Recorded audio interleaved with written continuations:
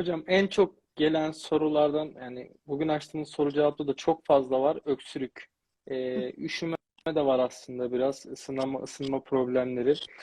Hani ben buradan söyleyeyim çok siz paylaşmıyorsunuz ama bölgeye yani gönderdiğiniz yardımlarda da en fazla mesela pancar pekmezini bu noktada bize önerdiniz. Onların gönderimini yapıyoruz. Hani bu öksürüktür, üşümedir, ısınma problemleri, el ayak özellikle ısınma problemleri gibi süreçlerde neler yapılabilir? Mesela şey Evet. denilmiş, soğan, sarımsak burada bulabiliyoruz Hı denmiş. hı. Malzeme de vermişler aslında biraz. Hı hı. Şimdi ben ilk herkes hani o dönemde işte şey gönderirken, erzak gönderirken herkesten Allah razı olsun. Ya dedim hani en pratik şey aslında pancar pekmezi olur dedim. Çünkü şöyle pancar pekmezinin vücudu ısıtıcı etkisi var ve gün içerisinde dinç tutucu etkisi var ve o oluşabilecek o soğuk döneminde hani kişilerin ısısını, vücut ısısını arttırır diye biz öyle bir karar almıştık. Hani sağ olsun destek olan kişiler de oldu. Biz kendi imkanımızla da yani elimizden geldiğince destek olmaya çalıştık. Hatta ben böyle şey o zaman da gönderdiğimiz zaman şey demiştim. Yani şimdi gönderdiğimizde gülerler mi yani şu pancar pekmezi niye geldi deyip hani üzerine not eklemiştik. Hani şunun için kullanın falan diye. O zaman böyle kafama takılmıştı ya gerçekten ulaşacak mı, ne olacak falan diye. Sonra Allah bildirecek ya bazı şeyleri. Birisi hani şeyden Hatay'dan şeye gitmiş yani Konya'ya gitmiş depremzede ya dedi bir yerden pancar pekmezi çıktı. Öyle bir içimiz ısındı ki yani hani Allah bildirecek ya diyorum. Çünkü hani bilmiyorsunuz siz gönderiyorsunuz ama kime ulaşacağını bilmiyorsunuz. O zaman çok böyle mutlu olmuştum gerçekten. Şimdi eğer imkan varsa pancar pekmezi tercihimiz ama herkes onu şu anda bulabilir diyemeyeceğimiz için üzüm pekmezi de bu anlamda çok iyi. Ama üzüm pekmezde tek yaşadığımız sıkıntı içerisinde topraklama olabiliyor. O nedenle hani kanın soğumasına neden oluyor. O nedenle hani ben çok üzüm pekmezine gitmem. O üzüm pekmezi eğer o topraklama yapılmadan hazırlanırsa yine üzüm pekmezi kullanılabilir. Bununla birlikte yine bu bağışıklık kuvvetlendirmek amacıyla en iyi önerim yine kuru üzüm, incir bulunabilirse kayısı. Aslında gönderimlerde de yardım yaparken bu eklenirse gerçekten o kadar mükemmel olur ki hani karşı taraftaki hani bizim mesela şu anda e, Allah razı olsun bütün gönderenlerden bu sakın yanlış anlaşılması eleştiri de değil zaten. Hani mesela daha çok böyle hazır paketli ürünler gönderiliyor değil mi? Mesela çubuk kreker vesaire şudur budur. Evet bunlar bir süre o insanların hani karnının doyurmasına yardımcı olur ama ek olarak bu kuru üzüm, incir, ne bileyim ceviz, badem gibi şeylerin gönderilmesi daha onların kuvvetli tutulmasına yardımcı olur. Hani kişi sadece sabah öğle akşam kuru üzüm, incir, ne bileyim ceviz, badem bunları yediği takdirde zaten kendini dinç hisseder. Hastalıklara karşı kuvveti oldukça artar. Hani birinci önerim bu olur. İkincisi e, soğan ve sarımsak şu dönemde dediğim gibi orada en rahat bulunabilecek ve karabiber. Yani şu üç şeyi orada bulundurabilirse kişi inanılmaz faydalı. Üzerine bir de bal da olursa daha mükemmel olur. Yaklaşık böyle soğanın dörtte biri kadarını ve sarımsağın da 3 diş kadarını eziyoruz. Blender'dan ezdik veya havanla dövdük. Ondan sonra bunu balla karıştırdık. Bundan sabah akşam bir tatlı kaşığı kadar tüketilir ise şeyle birlikte o sarımsak ve soğanı ile birlikte bir hastalıkların önüne geçer. Ha bana fazla gelir, midem rahatsız olur derse kişi yemek arasında bir çay kaşığı olarak tüketir. Öksürük var ise bir tatlı kaşıklık kısmına yarım çay kaşığının ucuyla şey eklesinler, karabiber eklesinler.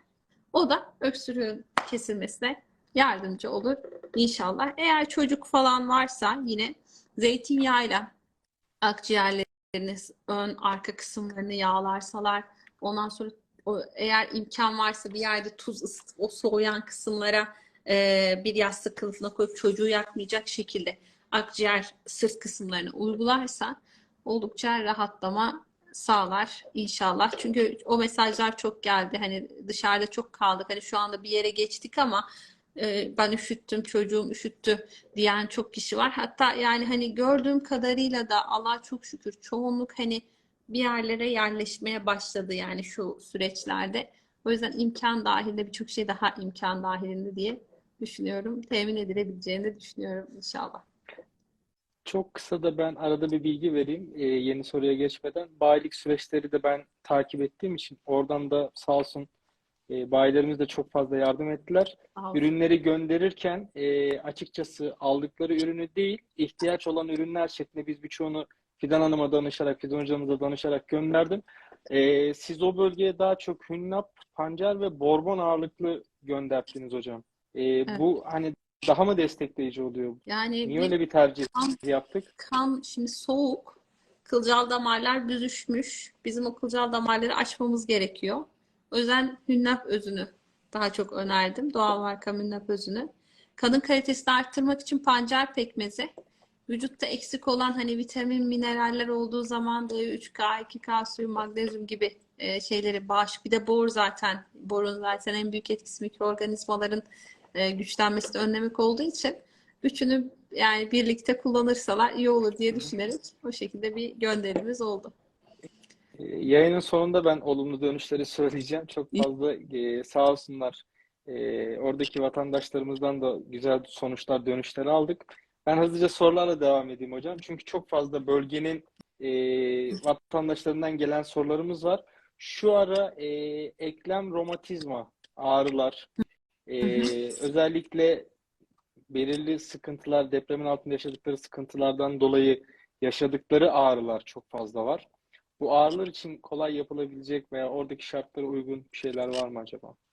Şimdi vücut ağrılarında ister istemez hep böyle bitkiler hani güçlü bitkiler çünkü vücut ağrıları kemik ağrıları hani böyle e, işte al şunu kullan mesela sadece şunu kullan böyle diyerek böyle çözülebilmesi zor. Yani hani böyle bir aktara ihtiyaç duyuyoruz yani hani işte mesela şey diyorum hani dereotu tohumuyla papatyayı kaynat diyeceğim mesela veya safranı alıp kaynat diyeceğim. Çünkü bunlar hani kemik ağrılarına iyi geliyor.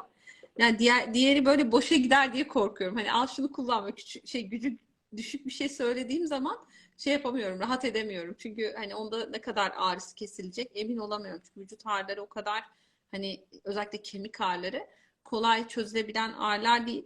Ama en ne olabilir? Ne kullanabiliriz diye baktığımız zaman zencefil. Hani zencefilin de hani yine bulunabileceğini ümit ediyorum. Hani bir şekilde gönderimi yani hani şu an çünkü bölgede biz hani köye bile gönderim yaptık. Hani kargodan gidip alabiliyorlar. Yani şu şartlar altında dahi hani ben şaşırdım hatta birkaç hani kargo gönderimi yapacağımız zaman hani kargolar hizmet verdiği için hani hiç yoktan diyorum ki eğer imkan varsa hani internetten bazı şeyleri verilebilir. Mesela zencefil hani evde mutlaka bulundurulmasını tavsiye ederim ve eğer bu şekilde vücut kemik ağrıları olan kişiler varsa su yerine o zencefilin çayını yapsın. Günde böyle bir tane e, kök bir su bardağı suyun içerisine 3-5 dakika kaynatıp bunun suyunu gün içerisine 3-4 bardak içebilir. Bu vücudun ağrılarının hem giderilmesine yardımcı olur hem de şey yapar. Yani hem de korur da yani vücut ısısını yükselttiği için koruma sağlar. O yüzden zencefili öneririm böyle bir sürecin içerisinde. Ek olarak bir de temin edebilirseler papatya. Bir papatya böyle 3-4 dal tıbbi papatya mesela zencefille birlikte kaynattıktan sonra atsınlar. Onu da yine içerseler yine 3-4 bardak çok çok güzel etki gösterir inşallah. Üzerine bir de tarçın da koyarsalar. Yani bulabildiklerini söylüyorum ben. Ekliyorum ama üzerine bir de tarçın da eklenirse daha güzel olur. Daha güzel ağrıların giderilmesine yardımcı olur. Ağrının olduğu bölgede eğer soğukluk kaynaklı bir ağrıysa zeytinyağı ile mesela masaj yapıp bölgeyi yine böyle ısı uygulanırsa bayağı bir rahatlama sağlar diye düşünüyorum inşallah. Hocam aslında bize de gelen talepleri biz de ekip olarak Borjoint ile karşılıyoruz ama doğru mu yapıyoruz biraz da yeni ürününüz?